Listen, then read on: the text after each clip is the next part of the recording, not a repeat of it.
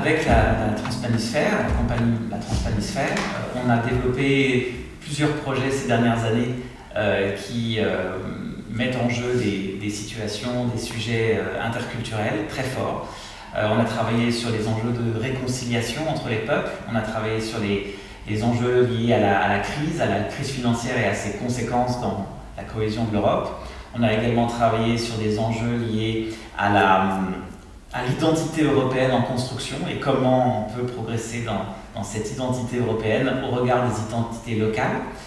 Et je voudrais essayer de vous dire en quelques mots comment les processus d'écriture sont intervenus et également comment les langues ont joué dans les spectacles, comment elles ont été portées par les différents protagonistes de ces projets-là.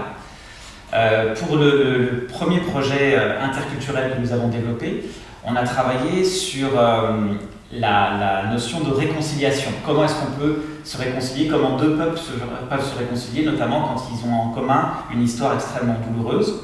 Et les pays en question pour ces projets-là, c'était d'une part l'Allemagne et la France, et d'autre part la Turquie et l'Arménie. Et en fait, on se questionnait, dans les deux histoires de ces pays, il y a des guerres et des moments de génocide, et comment est-ce qu'on peut essayer par le théâtre et par le fait de poser sur scène ces enjeux-là, comment est-ce qu'on peut essayer de participer au fait de leur donner un autre sens et de faire progresser quelque part la relation entre les peuples qui ont vécu ces choses-là. De participer à ça, bien sûr. Une pièce résout rarement le problème toute seule, mais on peut en tout cas essayer de participer à notre façon par la création artistique. Pour le projet donc, concernant la réconciliation, en fait, on a demandé à une auteure de travailler sur commande avec nous, Sedef Eser, qui est une auteure d'origine turque qui vit en France, et donc il y a les deux cultures. Et on lui a demandé d'écrire une pièce sur cet enjeu de la réconciliation. Et sa façon d'interpréter le sujet, ça a été de questionner la transmission d'une histoire douloureuse entre générations. Et la façon dont, si une première génération vit le drame, comment elle le transmet à la génération suivante. Et ensuite, qu'est-ce qui reste à la troisième génération. Donc ça fait comme ça un parcours entre générations. Et cet auteur a écrit donc une pièce qui s'appelle Les Descendants, sur commande en quelque sorte, après avoir aussi discuté avec un certain nombre de personnes turques, arméniennes, allemandes, françaises sur le sujet, pour l'inspirer.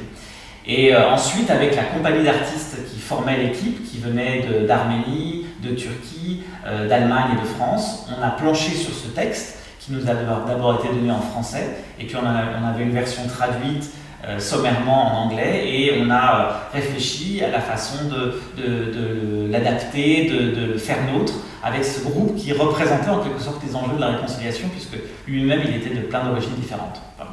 Donc notre travail sur la base de ce texte, ça a été bien sûr de faire un petit travail quand on était au plateau d'adaptation, de montage, et ensuite un travail de répartition des rôles en fonction des langues, parce que chaque acteur avait la capacité de jouer dans au moins 2 langues. Donc en fait on a réparti les langues comme ça, et on a réparti les rôles aussi comme ça, et on s'est retrouvé sur scène à jouer le spectacle, à le présenter dans les 4 pays du projet, avec différentes langues qui étaient sur scène représentées, et dans chaque pays on avait des sous-titres qui permettaient aux spectateurs de comprendre l'ensemble de l'histoire. Il y avait certains acteurs qui parlaient la langue du pays, donc là les spectateurs n'avaient pas besoin de lire les sous-titres, mais en revanche quand il y avait les autres langues, eh bien, les spectateurs avaient le recours aux sous-titres pour comprendre l'histoire. Voilà. Donc ça c'était une première approche, écrire une pièce sur commande dans une langue, la traduire dans les différentes langues des acteurs, distribuer les rôles, distribuer les langues, et ensuite sur scène représenter la pièce dans plusieurs langues, et avec l'aide de sous-titres pour comprendre la pièce. Ça c'est la version pour Les Descendants,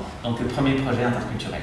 Ensuite, on a travaillé sur un autre projet qui questionnait la crise financière et ses conséquences en Europe. Le projet s'appelait World Crisis Theatre, et il a abouti à l'écriture d'une pièce. La pièce s'est appelée European Crisis Games, et elle visait à questionner donc la crise en s'inspirant d'une expérience précédente de l'auteur anglais David Hare, qui lui a écrit de façon documentaire sur la crise telle qu'elle s'est déroulée en Angleterre. Et en fait, on a utilisé le moteur de son écriture, sa façon de fonctionner de façon documentaire, donc à base d'interviews. Et à partir de ça, on a écrit une autre pièce qui, elle, de la même manière, partait d'interviews, mais questionnait la crise non plus du point de vue anglais, mais du point de vue de toute l'Europe et des relations entre Européens. Une partie de la pièce est écrite comme ça, de façon documentaire, Et une autre partie s'est écrite en fait avec les acteurs sur scène en essayant de voir par l'improvisation qu'est-ce que ça leur faisait émotionnellement, comment ça se traduisait émotionnellement cette crise financière pour eux et comment est-ce qu'ils pouvaient le vivre et nous le montrer sur scène. Et donc là, il y a une partie de la pièce qui n'a plus été travaillée sous forme de texte, mais vraiment sous forme de mouvement, d'émotion et d'expression. Et l'ensemble de la pièce finalement a été joué en anglais. Ça, c'était aussi un parti pris différent de l'autre projet. Aucun acteur n'était anglais de façon native, mais tous avaient la capacité de jouer en anglais. Et donc on a représenté cette pièce en anglais dans les différents pays participants dans le projet, Suède, Allemagne, France, Portugal, Italie, mais on utilisait encore des sous-titres à ce moment-là pour permettre aux spectateurs d'entendre. Et puis certains acteurs qui avaient une capacité à jouer dans les langues locales rajoutaient des éléments aussi pour créer une proximité avec le spectateur.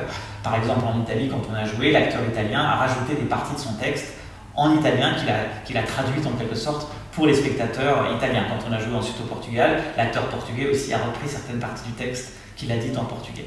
Ça permettait aussi de créer d'autres relations avec les spectateurs. Voilà, donc là on est sur une pièce documentaire, The European Crisis Games, qui s'appuie sur finalement un texte final en anglais, représenté donc en anglais pour les spectateurs, avec des sous-titres dans les pays où elle était représentée. Ça c'était le deuxième projet. Le troisième projet, c'est un projet très différent, c'est sur l'identité européenne. Il s'appelle One Land, Many Faces. Et ce projet-là visait à questionner donc l'identité européenne en construction et les différentes tensions liées à l'identité et à tout ce que ça peut remuer dans les différents pays européens, ces enjeux-là. À ce moment-là, en France, on parlait même d'identité nationale. Enfin, c'était un sujet qui était très important pour nous aussi. Et on a proposé à des auteurs venant de plein de pays différents de se pencher sur ce projet-là en écrivant des petites pièces. Et grâce à ces petites pièces, écrites dans différentes langues, qu'on a traduites après dans les autres langues du projet, on a pu monter une sorte de collection de petites pièces qui traitaient des enjeux d'identité. Dans les auteurs, il y avait un auteur belge d'origine congolaise, il y avait un auteur américain d'origine russe, il y avait une auteure hongroise, un auteur allemand. Voilà, on a mélangé différentes origines d'auteurs et ils ont tous planché sur cette notion d'identité et c'est ce qu'on a présenté à la fin sur scène, leurs différentes pièces, et selon le pays où on jouait, selon le contexte de la représentation, on jouait une ou l'autre pièce de notre collection.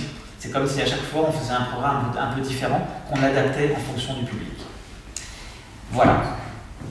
Je vous dis deux mots sur deux autres processus complémentaires qu'on a mis à l'œuvre ces derniers temps. Un premier processus qui s'appelle Hotel Obscura, où là c'était un travail beaucoup plus collectif, c'était aussi un autre projet de collaboration avec l'Autriche, la Grèce, l'Australie et la France. Et pour ce projet, l'idée c'était de travailler sur le thème de l'hôtel et qu'est-ce qui se passe dans les hôtels, entre l'anonymat de l'hôtel et la circulation des gens qui viennent du monde entier, qu'est-ce qui peut se dérouler dans l'hôtel de symptomatique et d'unique par rapport à ce qui peut se passer dans le reste des espaces publics, privés qu'on peut trouver dans le monde. L'hôtel, c'est vraiment une symbolique très spéciale. Et avec ce projet-là, en fait, avec l'équipe avec laquelle on travaillait, on a conçu un dispositif qui permettait à d'autres artistes de venir à l'intérieur et d'écrire leurs propres petites pièces. Donc le dispositif, c'était un parcours pour le spectateur, d'expliquer au spectateur que l'hôtel vivait une expérience spécifique et que donc le spectateur allait pouvoir, au travers de cette expérience, rencontrer différents voyageurs. Et en fait, les artistes invités dans le projet créaient pour chaque chambre de l'hôtel des sortes de petits spectacles qui étaient joués en face à face pour les spectateurs qui rentraient dans ces chambres. Donc là, c'est vraiment un processus d'écriture où en fait on a conçu un mécanisme in situ, comme on dit, site-spécifique, comme on dit en anglais, un mécanisme pour raconter une histoire d'ensemble, une sorte d'histoire parapluie, et puis à l'intérieur, plein d'autres histoires ont été écrites.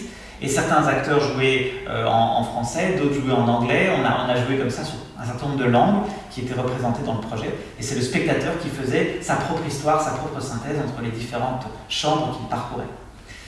Et puis un dernier projet dont je peux vous parler, c'est un projet qui s'appelle Les Actes du désert. Là, c'est un projet où justement la question de la langue et la question de l'interculturalité, elle va se placer à un autre endroit que dans le langage, voilà, que dans les mots exprimés, puisque c'est un projet qui se base sur un travail chorégraphique, un travail de mouvement, de danse-théâtre, en quelque sorte, au sens de Pina Bausch, du Tanztheater allemand.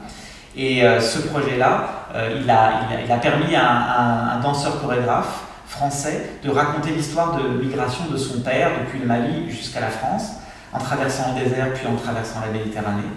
Et là, on est sur un récit, en travaillant ensemble, il m'a demandé de le mettre en scène, en travaillant ensemble, on a essayé de raconter son histoire et de trouver un langage pour pouvoir faire entendre cette histoire sans passer par les mots. Donc lui, son langage naturel, c'est le mouvement, c'est le corps. On a aussi utilisé l'image, la lumière, la musique pour raconter cette histoire. Mais surtout, on s'est affranchi de la question du langage pour aller directement vers le mouvement et vers l'imagination du spectateur qui, à partir du mouvement, à partir de la façon dont les tableaux se déroulent, va lui construire sa propre histoire avec ses mots à lui, avec son imagination à lui. Et donc là, la narration, elle ne passe plus par une langue, elle passe complètement par le mouvement et par la danse, comme une sorte de dernière façon de s'affranchir du langage et de pouvoir dire une histoire sans passer par une langue spécifique, et donc de pouvoir jouer à partir de ce moment-là n'importe où, sans se poser de problème de sous-titres, de traduction. C'est le grand privilège de la danse.